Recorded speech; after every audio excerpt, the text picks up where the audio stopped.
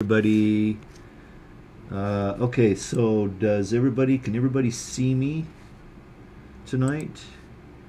Looks to be working properly. Let me just refresh this here and see what's going on. Okay, that's better. Alright. Check test. Okay, the audio's there. Alright, it's 7 o'clock. Hi folks, how's everybody doing tonight? I'm a little blue. I need to turn on one more light.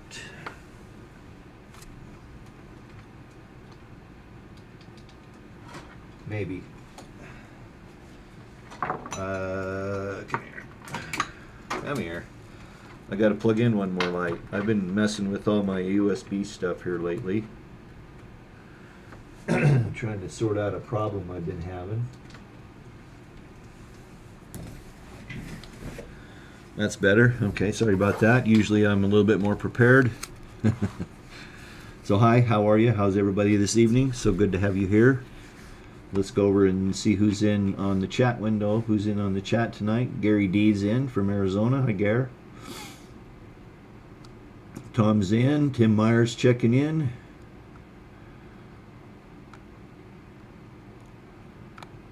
Oh, Judy's in. Hi, Judy. Good to see you. Eric's in. Got a question from Eric tonight. We're going to chat about cell phone boosters here in just a little bit.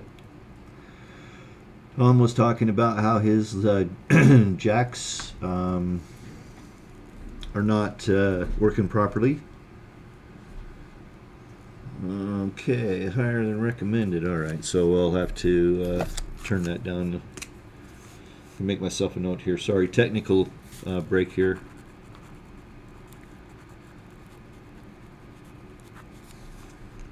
Okay, sorry about that. Yeah, I needed to make a little technical note there. So yeah, we're going to talk a little bit about cell phone boosters. We were talking about jack systems, HWH, in the old Newmars. HWH is now Lippert. I actually, sorry, I had the opportunity to troubleshoot the jacks on my aunt and uncle's 2006 Newmar Baystar, and that was on the Spartan chassis, and it had HWH. It was a 2006. Of course, HWH was out of business. Well, actually, Lippert Components bought them, and if you probably heard the name Lippert a lot around RV circles, because Lippert probably makes 80% of the chassis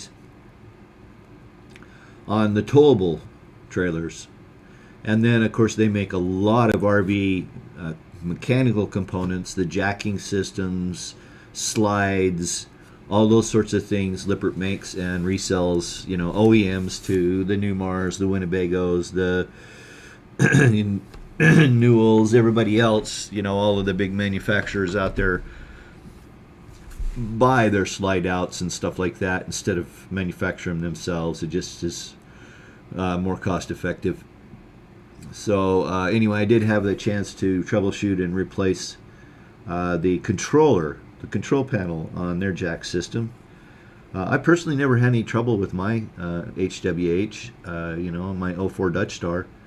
It ran fine. I mean, you know, I did maintenance on it. Yes, of course, I did maintenance on everything.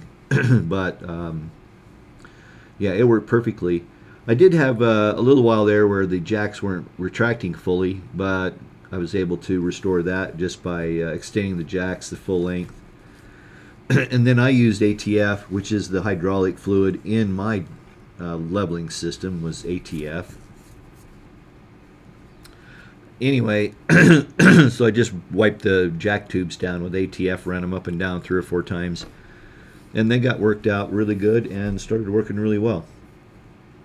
So anyway, when I called Lippert, this was in 2019, I got somebody really well informed on the phone, and within 20 minutes of working with them, we had troubleshot that it was the control panel. They sent a new one. I plugged it in, and it worked perfect. So they had a jack that was really angry too, and I had to work it quite a bit to get it to work properly. But other than that, I have read and seen online, and I think this is probably, pandemic related. You'd think after 2 years we'd put that stuff behind us.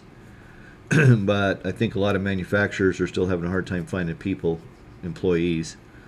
But I've seen a lot, especially in the Newmar forum, of folks that have been having trouble with their jacking systems, leveling systems, and complaining that Lippert has just been non-responsive at all with respect to technical support or getting parts and stuff like that. And the other thing is Tom mentioned, and he saw that he had a solenoid problem, and so he was able to run down a part number off the solenoid and get it from Amazon. So that's great. Hi, Scotty. Good to see you. Robert Cummington's in from Tennessee. Two's in and out. She's loading the RV. Hope you're headed somewhere south. Oh, yeah. Trying to get south before the snow hit. You might be late. You haven't had snow up there? I'd be surprised. We've had snow. Well, it's stuck here. And yeah, a balmy 19 degrees tonight, as I was mentioning earlier. All right, so Eric Myers asked a question about cell phone boosters. And so I thought I'd take just a minute and we'll chat about cell phone boosters. It's really, I was looking for some reference pictures, just some stuff that I could share with you. So as we were talking about this stuff, hang on here, I got to get my screens reorganized a little bit. And I got to get caught up over here. All right, that looks pretty good. All right, so anyway, as I was doing some research to just get some pictures to help support some of what I wanted to tell folks tonight, it became really obvious to me that you can go crazy or you can go pretty conservative, but the thing is you're going to have to know what you need.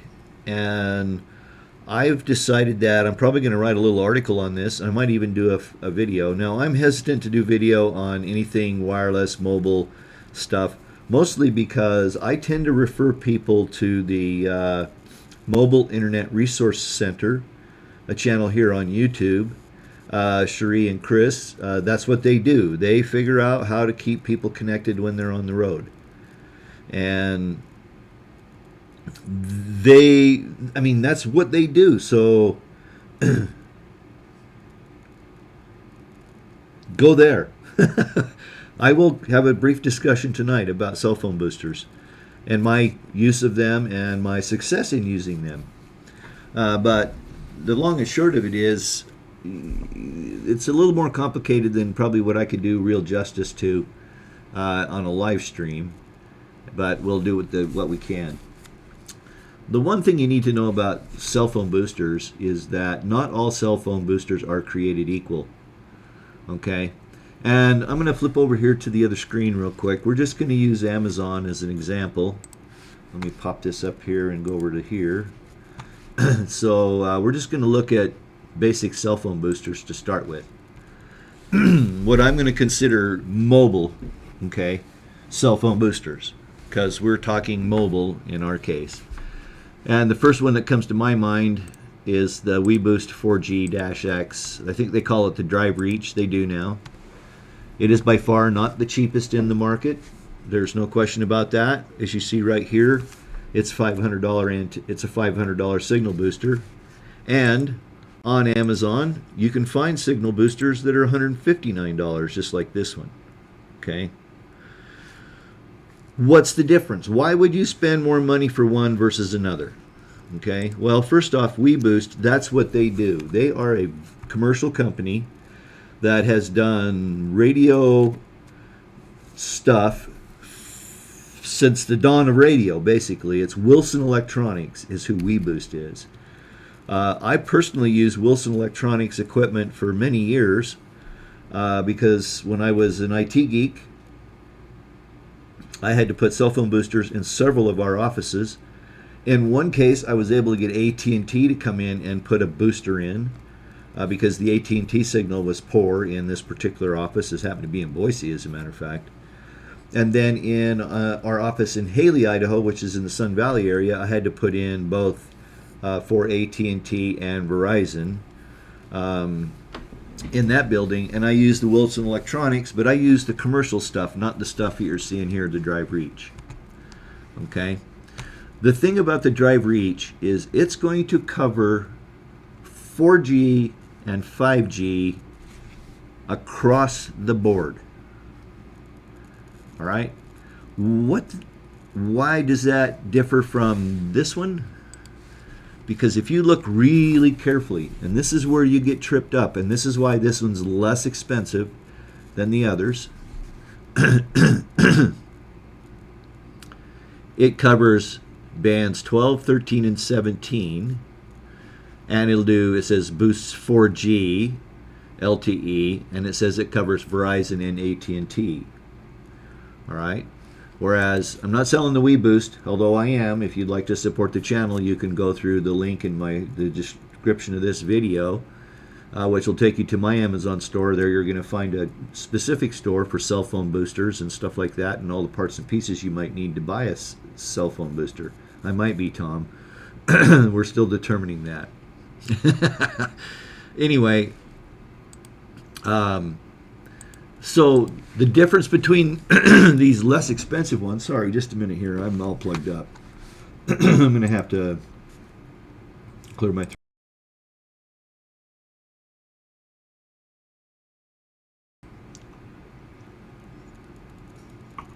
I saw Tom comment asking if I was allergic to the dog, and I might be.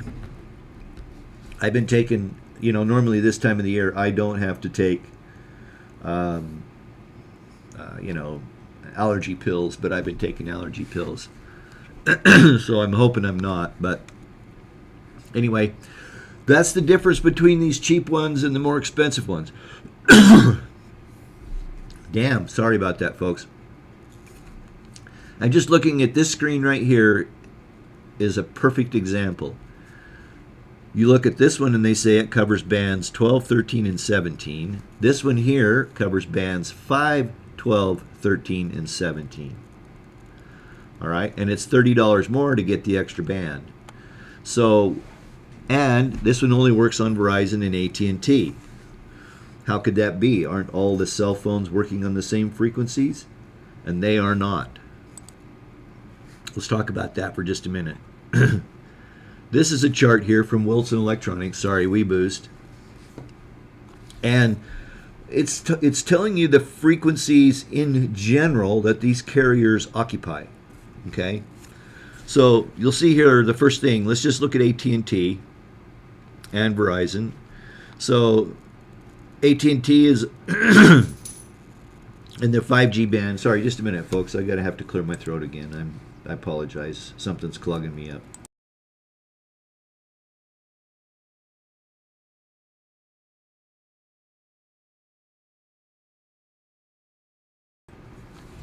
Okay.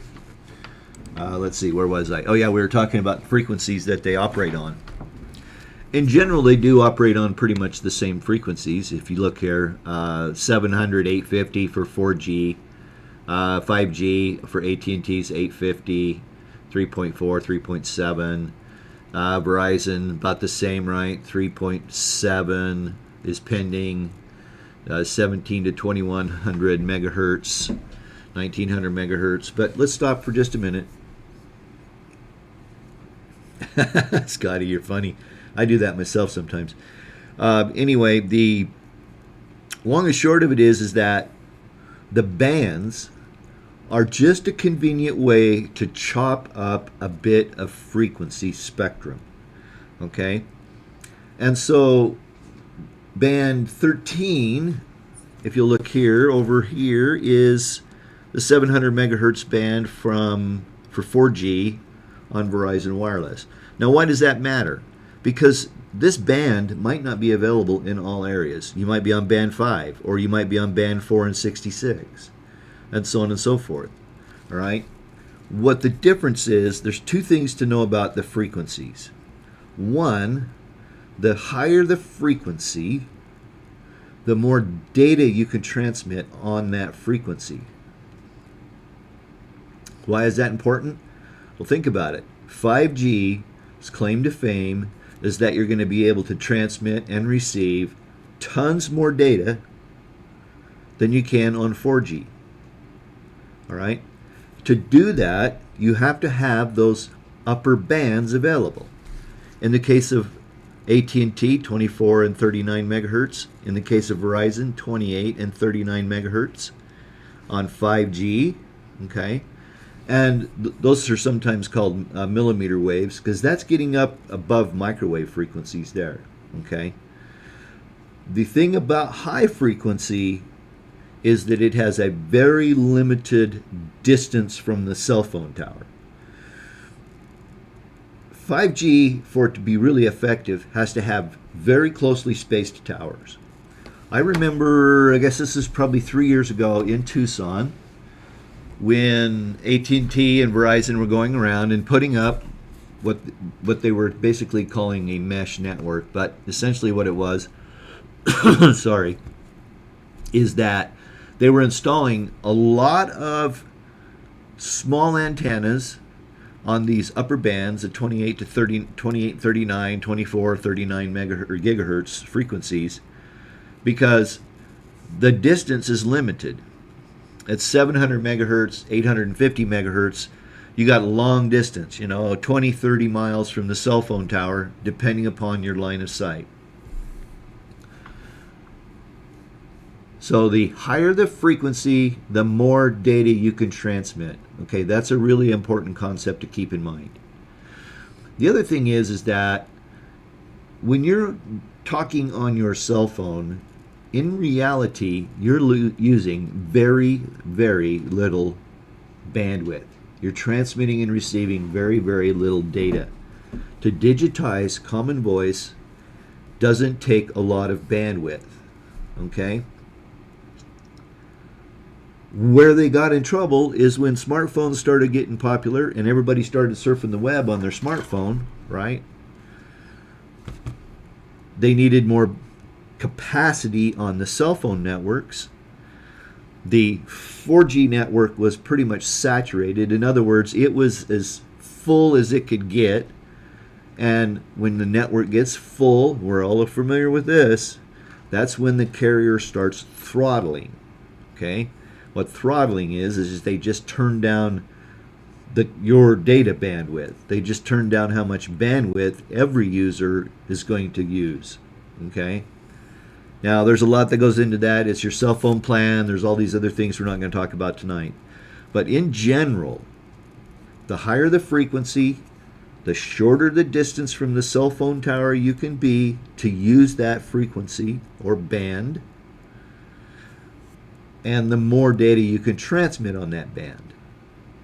The lower the frequency, the less amount of data, a lower amount of data that you can transmit on that, but the range is much greater. Okay? Where we get into trouble, and where I see cell phone boosters starting to become a lot more popular, is when 5G becomes more ubiquitous. Okay? When more and more people start to adopt 5G, then I think that you're going to see a sort of bum's rush to use cell phone boosters. Not only mobily, in your mobile vehicle, but in your home. They have the same exact radios for your home. Okay, there's a little different antennas. Let's go back to that. Sorry, I got ahead of myself. The antennas look a little bit different, and they need to be a little bit more powerful. So if we go to the WeBoost, again, Wilson Electronics, you'll note that the antennas are a little bit different. The radio looks a little different. The antenna is a little bigger. And they're including, in this particular case, a Yagi antenna. Something similar to what Scotty has on his Montana. Let me pop this out here so we can look at that. Because Scotty sent us these pictures last week of his cell phone booster setup on his Montana. Okay, that is a Yagi antenna. What a Yagi antenna is a directional antenna.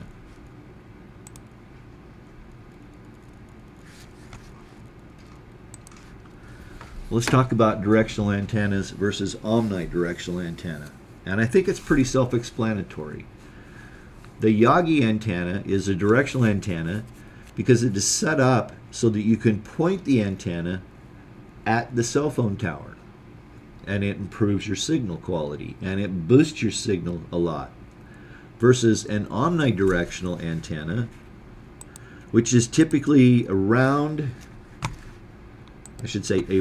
looking device. Let's see, I had one open up here. I think it's that again would be the Yagi antenna. And when you see a Yagi antenna, this is what they look like. Okay, the difference between that and this is that they've just put a plastic cover over it. And then this would be an example of an omnidirectional antenna there. Okay, so it receives signal from all sides equally and transmits signal from all sides equally, versus something like this one, which transmits and receives signal in the direction that it's pointed. Keeping in mind that inside that plastic case is an antenna that looks something like that. It's just shorter.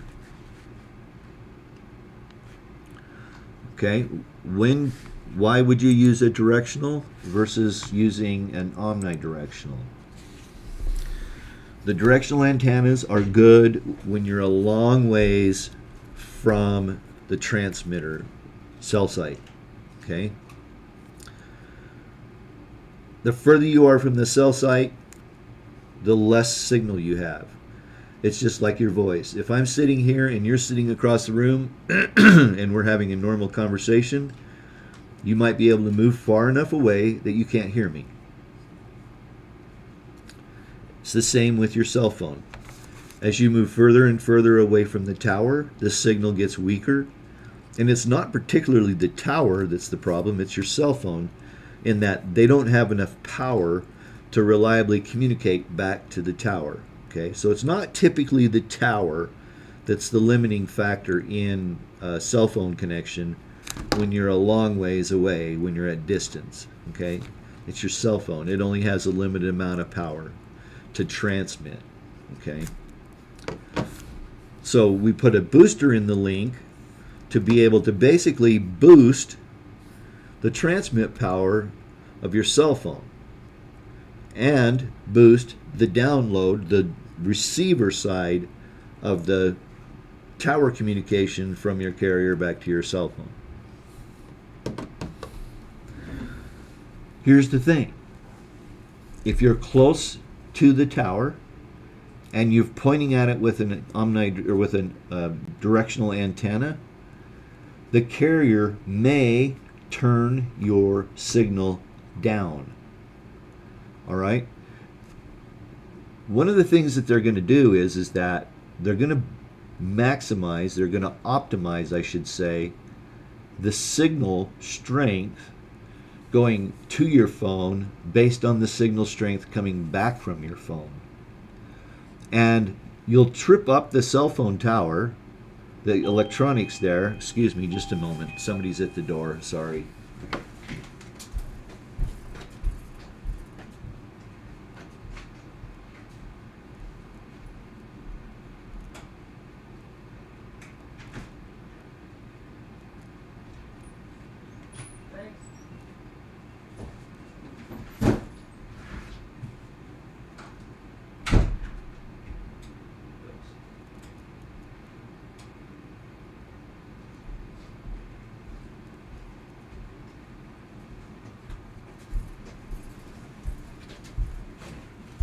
Sorry about that.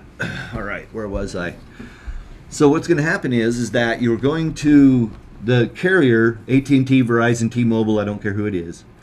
They're going to turn down the signal and probably limit the amount of bandwidth that you're going to be getting from that cell phone tower because your signal's too strong.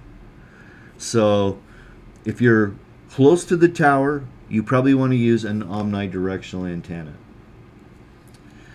When you get outside of 20 miles, that's a good rule of thumb, then you probably want to start thinking about using a directional antenna. The issue with a directional antenna is that you have to point it. All right, an omnidirectional picks up 360 degrees equally. A directional antenna, you have to point. Here's a great picture of sort of how directional antennas work. We're not going to get into the minutiae about this, but I will show you this picture here, again from Wilson Electronics. And so what you're seeing here is that this, what they call node right here, is the strong point of this antenna.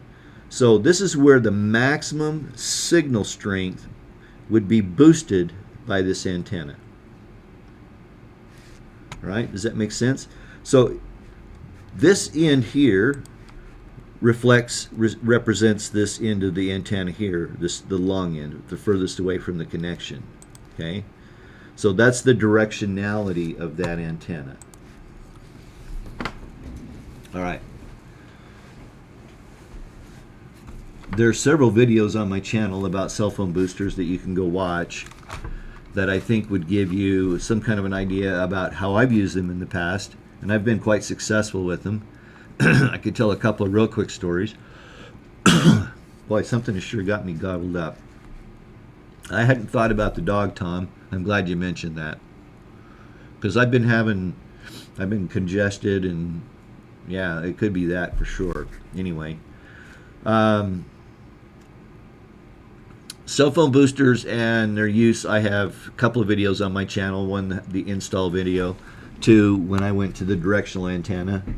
And I have a couple stories. One I'll tell about being at Ocotillo,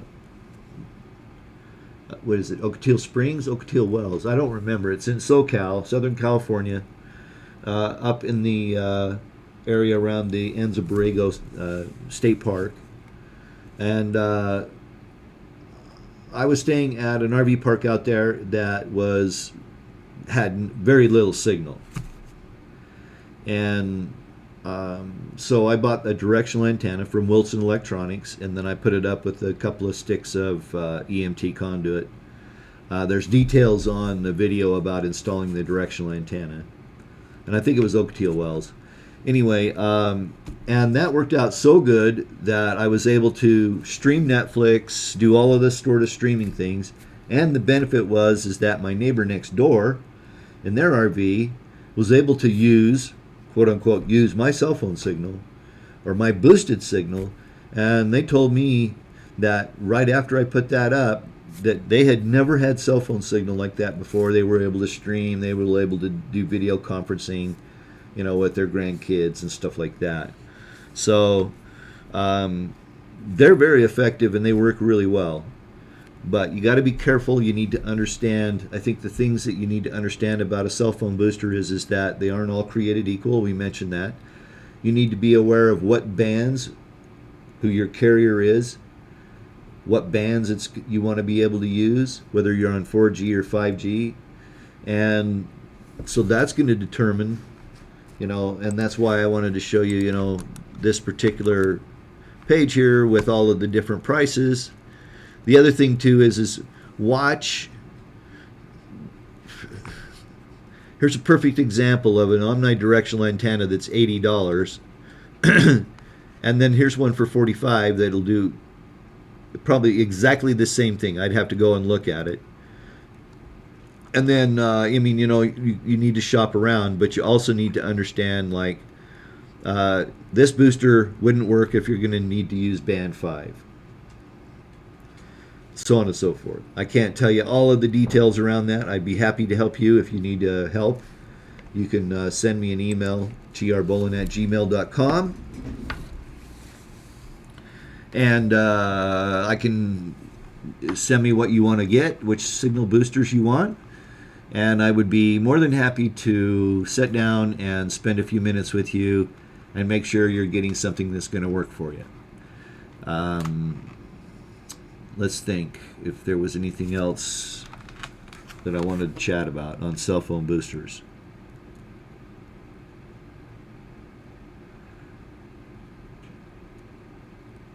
Okay. Let's go check the comments here and see what's coming in that way.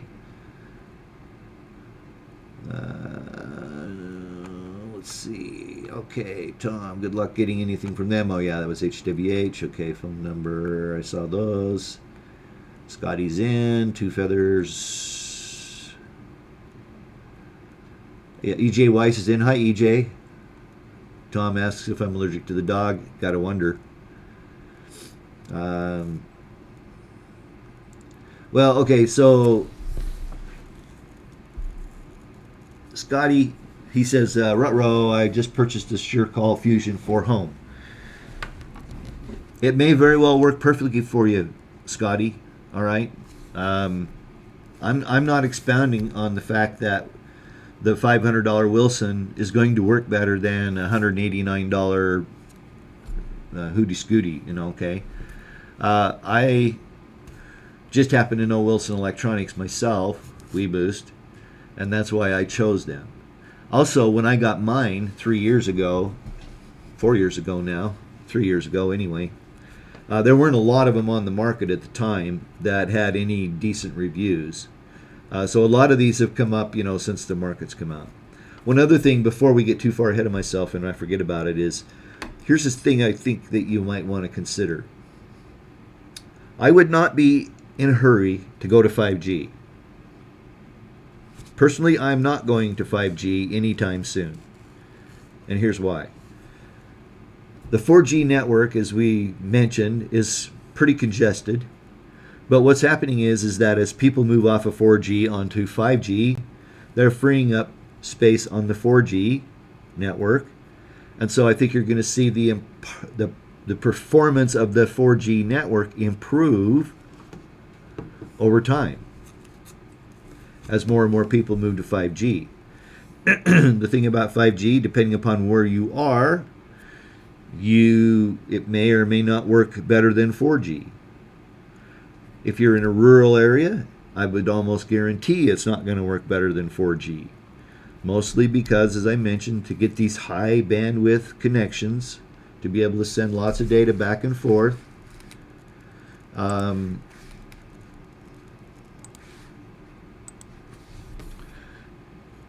you've got to be on those upper frequencies, and they are very short. They have very short distance transmission and receive distance.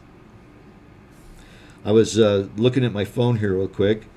There's one other tool that I think is important, and I discuss it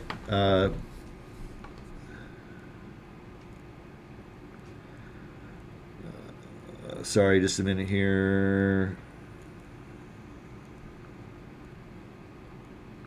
Okay.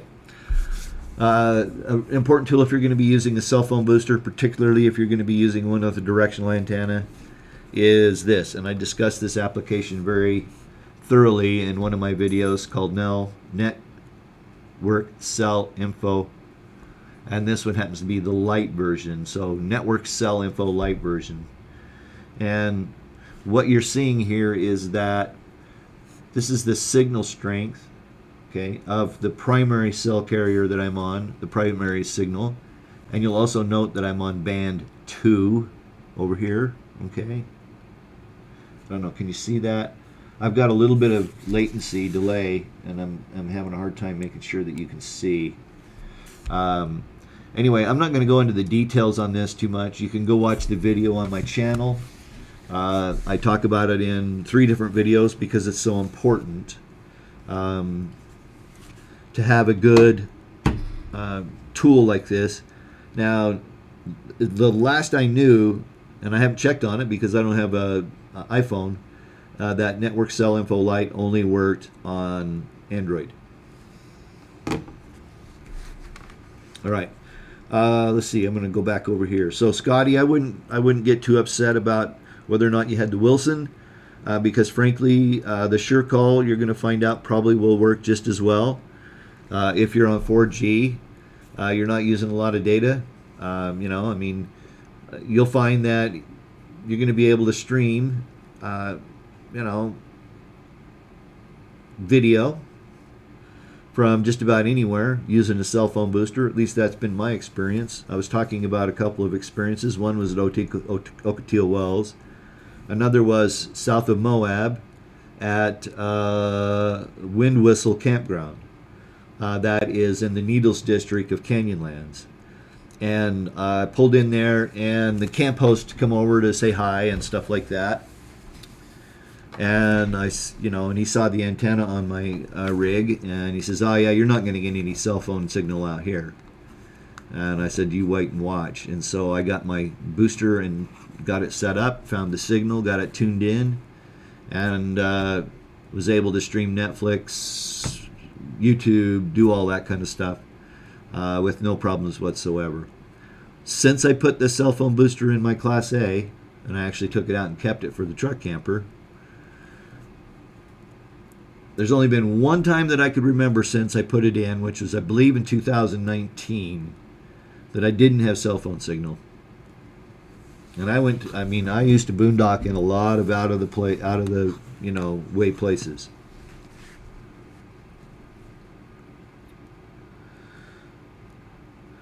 All right, let's see here. I am going to go back to the comments. Scotty, I tried to scroll the video. I do that myself. Two Feathers. Do I know anything about Signal-Tech Wi-Fi booster? The ad said it prevents the internet provider from downgrading your internet speed. It may just be for the home, though.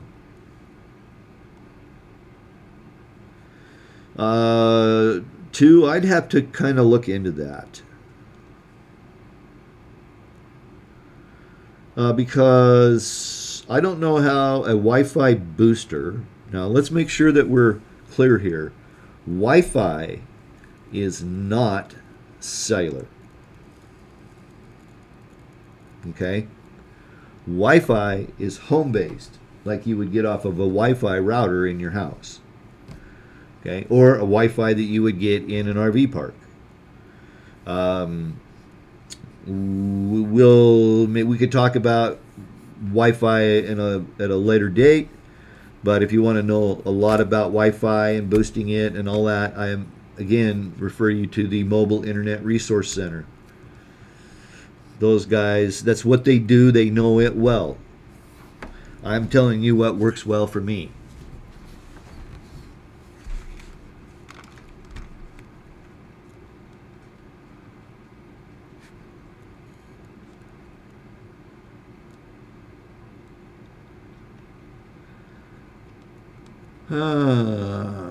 Rifle versus shotgun. Okay.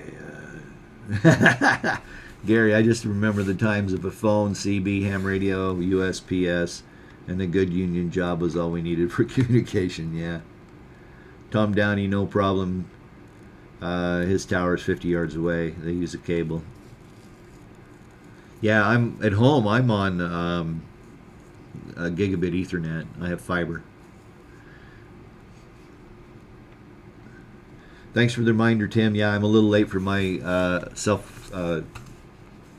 self-proclaiming commercial, and that is, if you like the content, be sure and give me that thumbs up. I always greatly appreciate that. If you're not subscribed, subscribe. Ring the notification bell.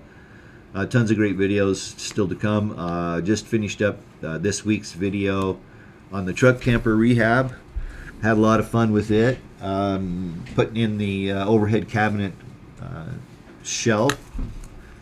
I guess you would call it overhead shelf cabinet in the cab over. I finished that video up this morning, and yeah, so that'll run on Sunday as usual. If you visit my website trbolin.com, that's always greatly appreciated as well. I try to post different stuff over there. There's stuff on my website that's not on YouTube, plus photography and some stuff. I was thinking actually yesterday that I haven't taken really any photos for so long. It's ridiculous, so I need to get back into that. Maybe now that I'm home and things are kind of settling in, I'll be able to get back in doing some of that. And then, of course, if you're shy and you don't want to ask your question in the chat, that's just fine. You can email me at trbolin, BOWLIN, @gmail.com. And I'm happy to discuss we'll work it out via email, and if it's interesting, then we will come back and share it with the audience.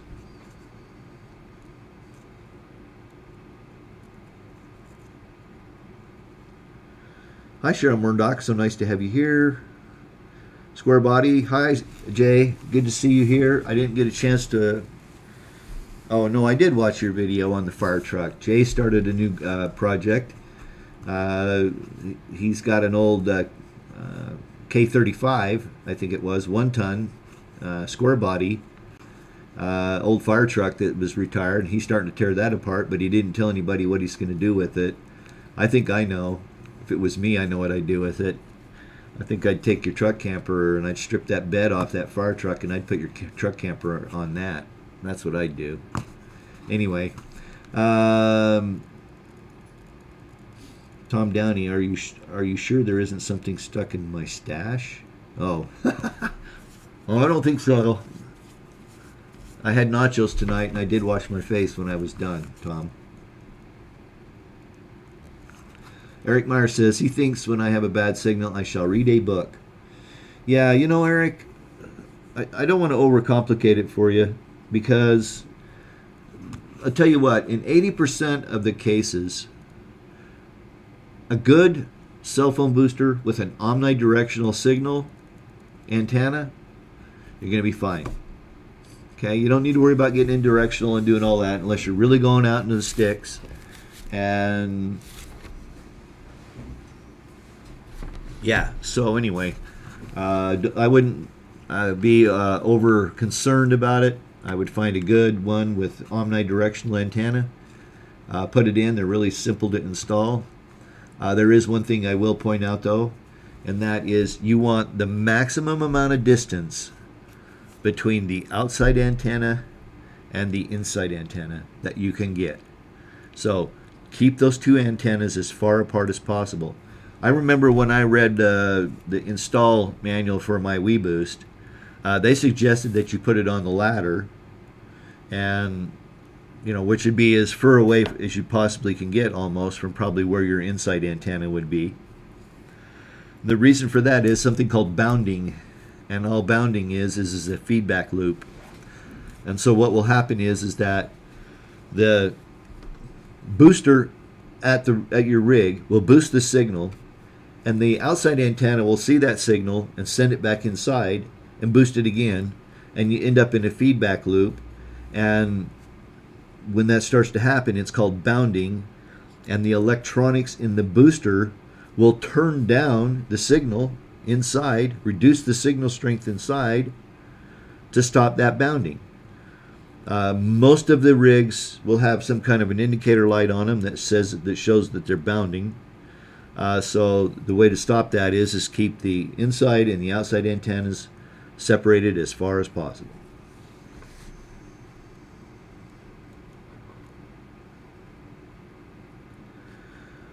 Scotty says he has cell weakness when he's out on the Washington coast. He's on 4G with an older Android.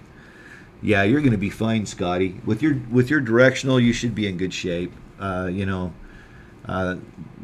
when you get into the fringe, when you start to run into signal degradation, signal not connecting, that kind of stuff.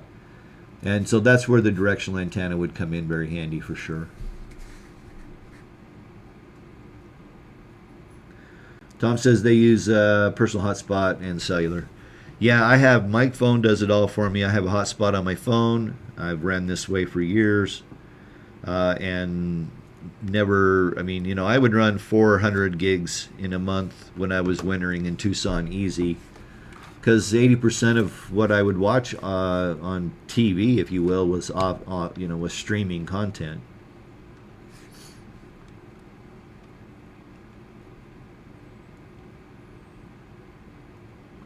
Yeah, Gary says he ran into a guy today that said propane shortage is starting. Yeah, I think I didn't know there was any kind of a propane shortage. I think it's all BS. I think it's just a way for producers and the middlemen to make more money. We're paying $5 a gallon for gas, and the oil companies are making more money than they've ever made in their lives. And I'm not an anti-capitalist, don't get me wrong. I think everybody needs to make some money. And of course, when gas is $5 a gallon and your profit margin is 10%, you're making more money than it was at $4 a gallon and profit margin 10%. but it's ridiculous. I know the diesel shortage is getting serious. I know a lot of farmers just barely made it through their season on diesel, and diesel's gone up another. It's $5.60 a gallon here. I was noticing that the other day, that the differential between diesel and gas is $1.40. So that's quite a bit. That's pretty high differential. Telestar hasn't been in business for years, Tom. It's now HughesNet, and Hughes doesn't work on mobile. You got to be in a fixed position to use HughesNet. It does work on mobile. It's tricky. I should take that back. HughesNet will work on mobile. It's tricky. You have to repoint it every time. It does not work in motion. And by the way, the Mobile Internet Resource Center just put a video out about the new Starlink mobile, set up to be a mobile system. So I highly recommend them. Yeah, he might, Tim. Two Feathers, I don't think you'll see any problems. I mean, it'll just be expensive. It's just, I don't think you're going to, I started to say something about this. I tried to keep the channel not political, but I'm going to say it. I think that greed is driving all of these high prices. I think it's greed. And it's ridiculous that a can of chili is up 100%. What I spent 98 cents for a can of chili, Nallie's chili, back in May, I paid $1.54 for it just the other day at the grocery store.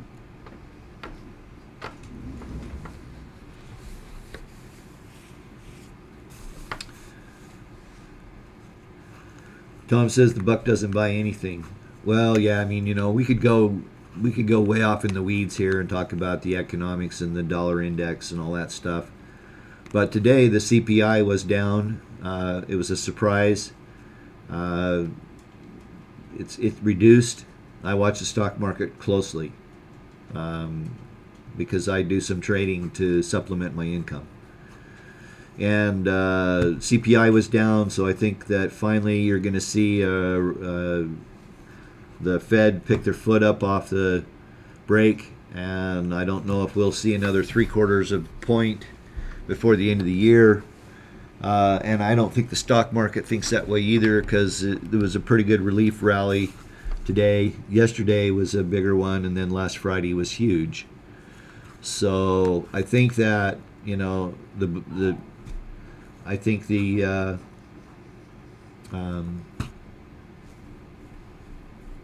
Fed is probably going to take their foot off the brake and kind of let it idle for a while and see where we go. But it does look like inflation is starting to come under control.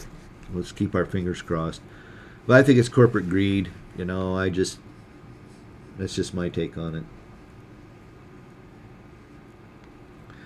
And if he does mean Starlink, Tim, Starlink is quite a bit more expensive than just putting a cell phone booster on your cell phone. I think the Starlink equipment alone is around $600. It might be a little more than that for the full mobile.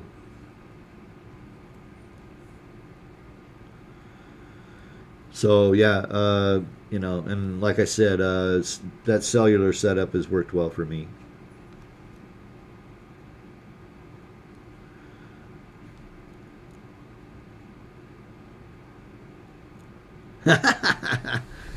Yeah, I could talk about the stock market a lot, but I don't want to. I agree with you, Tim. Starlink's too expensive. I don't want to chat about the stock market too much because it's such a slippery slope. Everybody has different goals and objectives. I'll be honest with you. My objective is just to be in good dividend-paying stocks that have a reasonably well-assured dividend, and set in there and just let them pay me to use my money. and I play a couple index funds, XYLD, QYLD. I have something called CRF, Cornerstone Return Fund, and OXLC, Oxford Lane Capital Corporation. And they all pay dividends.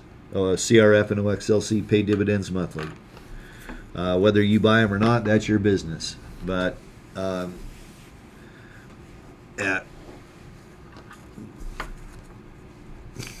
right now, I'll tell you right now, it would be a good time to buy some of those because they're severely depressed because the market's been down so much. There's been a bear market here for the last little while. But that would constitute advice, and I'm not here to give you advice on stocks. You purchase at your own risk.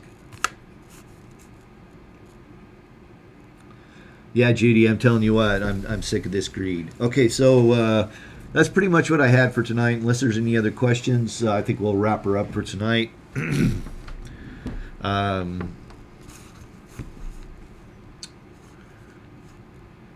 Okay, doesn't look like there's anything else coming in. So I'm going to say thanks. Be sure and give me that thumbs up if you're so inclined.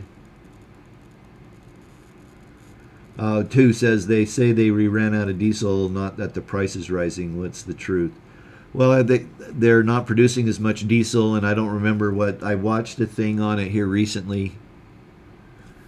Might have been on CNBC about it, why diesel was so high, and I don't remember what they said. But you know, it's the law of supply and demand.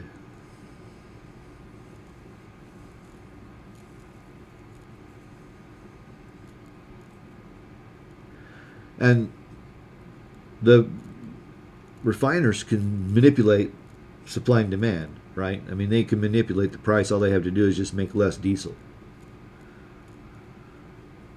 Yeah, we could talk about that for hours, but we're not going to. So I don't know what the truth is, too. You know, I think that, yeah, I don't know. That's a slippery slope. I don't want to go there.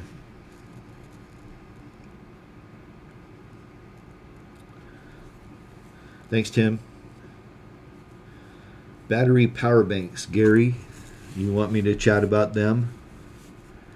I'd be happy to. We could do that next week.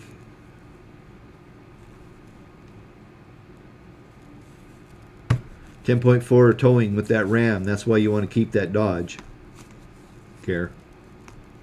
Tom says they own a lot of gold. Good night, Scotty. Thanks a lot for being here. We'll see you next week, hopefully. All right. I think we'll call her good. Thanks, folks. We'll see you the next time. Until then, peace. Good night.